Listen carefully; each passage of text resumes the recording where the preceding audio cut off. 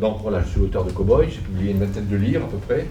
Et ça, c'est un livre un peu particulier parce que c'est comme vous l'avez vu, c'est une sorte de récit, c'est-à-dire qu'il y a vraiment une construction cursive, comme on dit. Alors que jusque-là, j'écrivais plutôt des choses un peu plus proches de la poésie, mais de la poésie contemporaine. Hein. J'écris pas en vers. J'ai publié un essai, enfin un essai biographique sur un chanteur rock, enfin sur une rockstar, Syd Barrett, qui était le fondateur de Pink Floyd. J'ai publié vraiment des livres de poésie, mais encore une fois, de manière très contemporaine.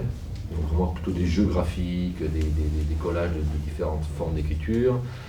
J'ai écrit un livre sur la poésie contemporaine, qui est un essai, c'était une réflexion, une sorte de guide de la poésie contemporaine pour essayer que les lecteurs y voient un peu plus clair. J'ai écrit un journal de deuil. Voilà, donc j'ai des formes assez différentes. Et celui-là, finalement, c'est le qui ressemble le moins à un livre qui ressemble à rien. Voilà. Vous me suivez ? J'avais commencé à écrire sur le fameux grand-père, à prendre des notes, à écrire des petits bouts de texte, etc., à noter des idées, à me coller des liens internet, parce qu'il y avait des trucs sur les... il y avait de la documentation à trouver. Et puis j'avais vaguement laissé tomber. Et puis, en fait, l'éditeur, qui s'appelle Inculte, m'a demandé un récit. Enfin, c'est un peu plus compliqué que ça, mais il m'a dit, tu n'aurais pas un récit, parce qu'on aimerait bien publier un livre qui soit un peu récit. Et je lui dis, moi, des récits, j'en écris pas. Et je dis, j'ai un petit truc, là, alors je raconte, alors évidemment, ça le fait marrer. Je dis, moi, j'ai un grand-père qui était cow-boy en Californie. Et il me dit, ah bon, pas possible. Enfin, bon, l'idée était l'idée assez marrante. Et il me dit, mais ouais, ça serait pas mal, ça me plairait. Et puis, du coup, voilà, donc l'éditeur m'a donné un peu l'impulsion. Alors que là, l'éditeur, il vous dit, voilà, je veux à peu près, je sais pas, entre 150 et 300 pages, enfin, voilà, des trucs, ça c'est global. Et par contre, il y a une deadline. Ton bouquin, ton manuscrit, tu nous le rends le 1er septembre. Donc là, il me restait presque un an pour le faire. Donc voilà, c'est assez confortable finalement d'avoir des contraintes. Voilà. Et puis finalement, alors j'ai beaucoup travaillé. Moi, je travaille beaucoup mes livres parce que je suis jamais content de moi. Je suis toujours dans le doute. Enfin bon, faire attention avec le doute parce qu'il faut douter.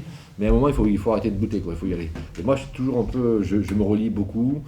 Parfois, le soir, je travaille, je vais me coucher, je me dis putain, cette page, elle est géniale. Et puis le matin, je la relis, je dis mais c'est super nul. Ou le contraire.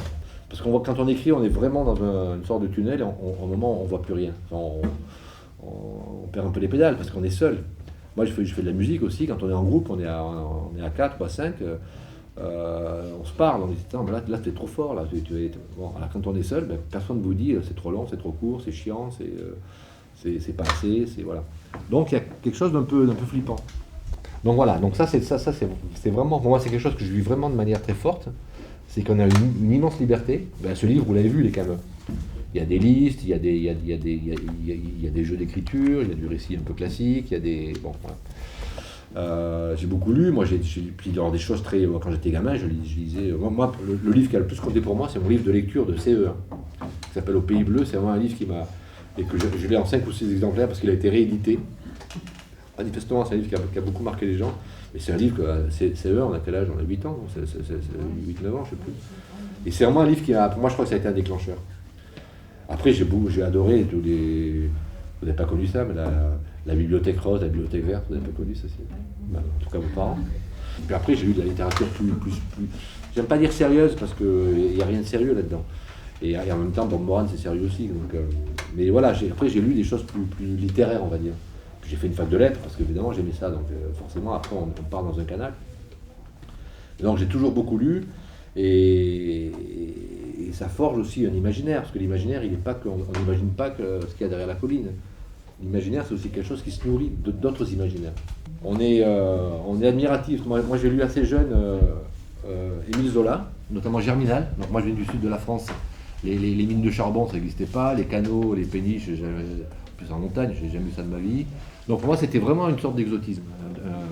C'était des paysages qui me dépaysaient. Et j'ai tellement aimé ce livre, Germinal, que je l'ai lu peut-être 3 fois, mais je l'ai lu jeune, je crois que je l'ai lu en 3e, oui, à votre âge. Que j'ai voulu écrire, j'ai voulu me mesurer à Émile Zola. Non pas être meilleur que lui, mais dit, tiens, il n'y a pas de raison, s'il l'a fait, je peux le faire aussi. Donc il y a voilà, cette espèce d'envie de se mesurer. Et moi, ça me nourrit beaucoup, c'est vrai que il y a des écrivains, je les lis uniquement pour me... C'est comme de l'OPO, quoi, dans le sport, quoi. Je sais qu'ils vont me vitaminer. Pourquoi avez-vous voulu écrire ce livre ? Parce que justement, parce qu'il y avait cette énigme familiale de ce cow-boy, de ce grand-père cow-boy, et c'était pas une figure de légende, tu vois. Ça aurait dû être, on aurait dû dire, tu sais que tu as un grand-père qui est parti en Californie, un grand-père cow-boy, quoi. Pas du tout, ça intéressait personne, on n'en parlait pas. Et moi, c'était plutôt ce silence, cette absence d'intérêt qui m'intéressait. Alors au début, je me dis, mais pourquoi on n'en parlait pas? Est-ce que c'était un salopard? Est-ce que c'était un type un peu louche ou un type pas sympa et qu'on planquait ça dans la mémoire familiale? Même pas, tu vois, c'était même pas ça. Donc moi, ça m'a intéressé. Et puis quand même, d'avoir un grand-père cow-boy, c'est quand même pas mal, tu vois, il y a quelque chose d'un peu singulier. Êtes-vous déjà allé en Californie? Ouais, même je connais assez bien la Californie, je connais, oui. Surtout Los Angeles, mais je connais San Francisco, mais il se trouve qu'il était à Los Angeles. Il était à Long Beach, qui est un quartier de Los Angeles. À chaque fois que vous écrivez, c'est le même style d'écriture? Parce que là, il y a beaucoup de répétitions. Alors oui, j'ai mon style d'écriture, si tu veux, dans le muscle de l'écriture. Le jeu, pour moi, c'est vachement important de jouer. Et le jeu, c'est aussi le jeu, le jeu, c'est s'amuser, c'est jouer. Mais le jeu, c'est aussi en mécanique, c'est quand ça marche mal, tu vois, quand on dit il y a du jeu, tu vois. Il y a un truc qui marche mal. Et moi, j'aime bien cette double idée. Et le jeu, c'est un truc qui est un peu, qui marche pas bien, qui s'emboîte mal. Et l'écriture, c'est ça, c'est aussi un truc qui s'emboîte mal. C'est quelque chose et c'est justement ces beaux emboîtages qui vont donner un sens supplémentaire et qui vont produire quelque chose de plus fort que la langue classique. Donc du coup, toutes ces répétitions, ça fait partie du jeu? Ouais. On en trouve partout là, des répétitions. Bon, dans la musique, le rythme, c'est de la répétition, tu vois, c'est répété. On dit que la répétition, c'est la névrose. Mais on dit aussi que pour sortir de la névrose, il faut répéter les choses. Et on le voit bien par exemple il y a un philosophe qui s'appelle Gilles Deleuze qui a écrit un livre qui s'appelle 1000 plateaux. Mais dans ce 1000 plateaux, il y a un chapitre qui s'appelle La ritournelle. Et il décrit la ritournelle, tu sais, les chansons pour enfants. Et un gamin, tu vois, même s'il connaît par cœur Fais dodo, connaît mon petit frère, mais ça le rassure de ce truc qui tourne. Et pourquoi ça rassure la répétition? Parce qu'en fait, c'est le seul truc qui prédit l'avenir. Parce que l'avenir, c'est comme avant. Pourquoi avoir écrit des choses inutiles?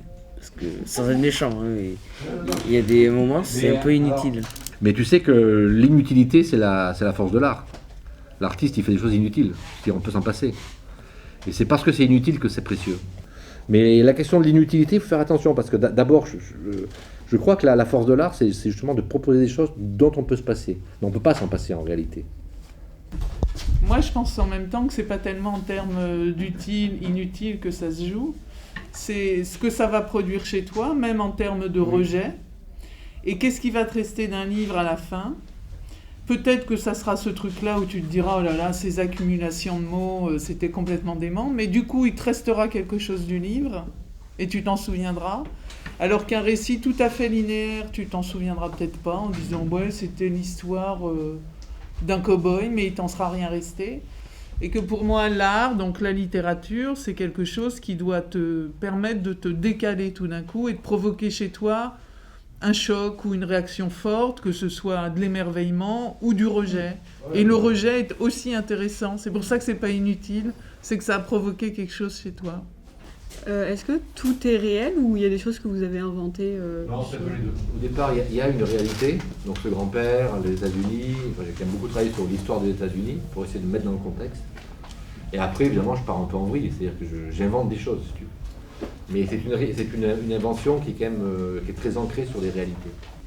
Comment vous avez réagi quand vous avez su que votre grand-père était cow-boy? Tu sais, j'étais petit, donc je me souviens pas. Je l'ai toujours su, en quelque sorte. Hein. Mais je sais par contre que mon père, donc il a si peu connu, il me racontait des histoires à un moment donné qui étaient fausses, tu vois. Mais lui-même, c'était peut-être des westerns, il me racontait.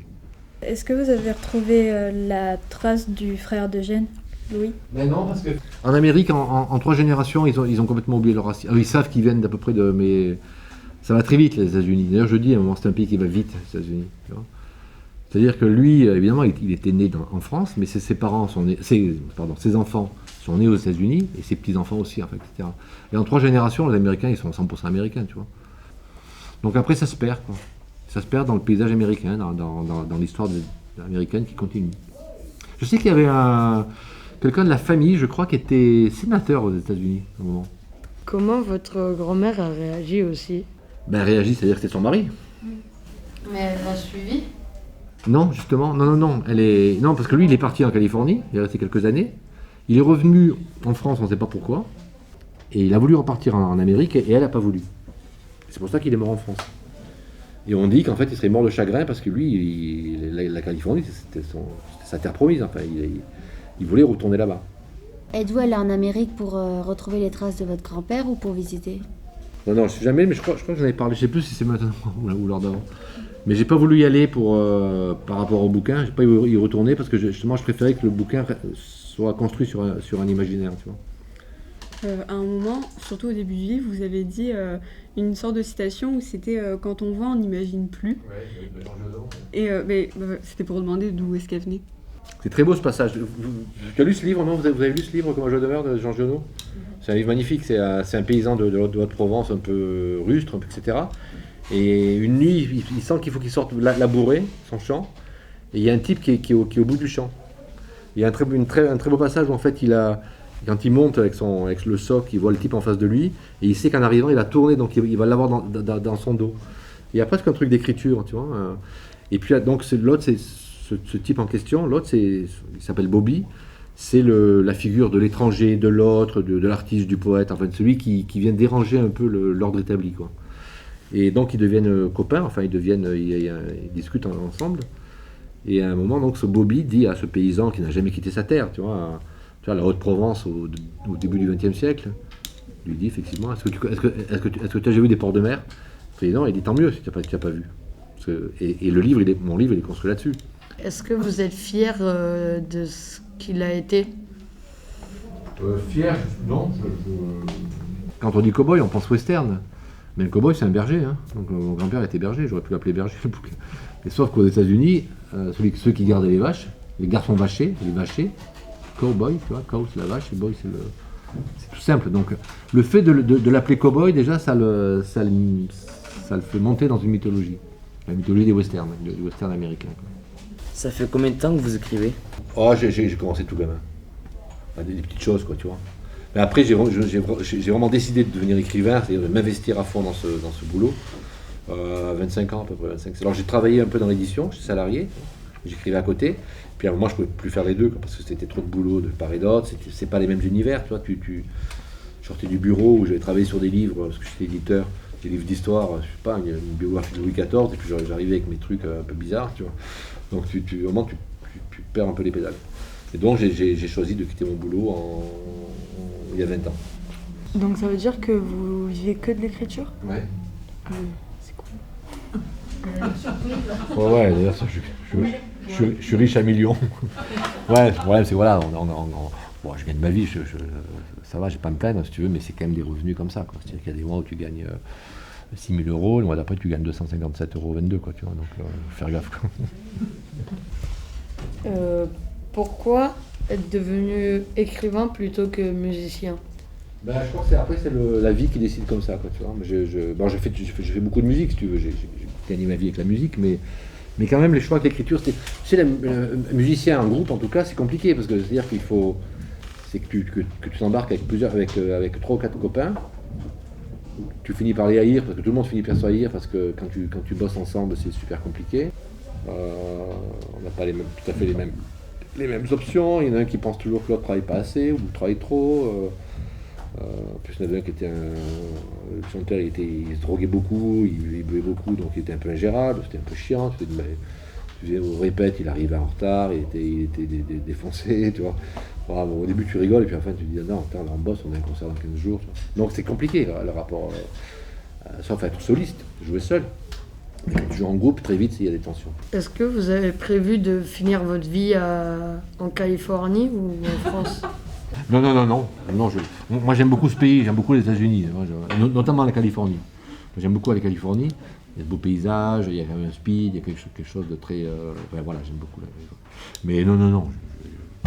Bon, j'ai pas mal de copains là-bas, donc j'irai pour les voir, pour me balader un peu, tu vois. Mais non, moi, je suis bien à Paris et peut-être dans le Lot. Parce que j'aime beaucoup votre région. Allez, à vous de jouer.